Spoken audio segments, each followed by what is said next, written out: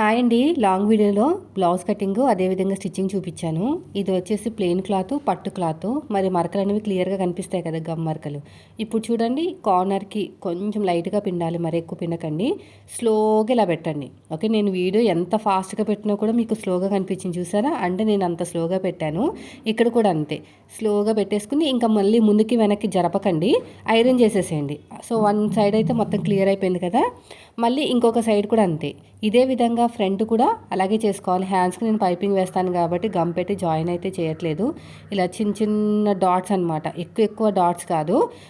చాలామంది ఏమంటున్నారంటే గమ్ అనేది నాకు ఐరన్ బాక్స్కి అతుకుపోతుంది అక్క అంటున్నారు. ఎక్కువ పెట్టకూడదు, కొంచెం పెట్టినా కూడా అతుకుపోతుంది. ఎందుకంటే ఒక 1 మినిట్ ఆగాలన్నమాట.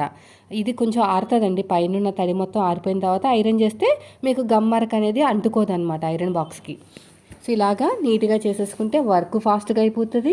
ఎలాంటి క్లాత్ అయినా సరే చాలా నీట్ ఫినిషింగ్ అయితే వస్తుంది. గమ్ మార్కులు ఎక్కడా కనిపించవు. టిప్ నచ్చితే మాత్రం లైక్ చేయండి.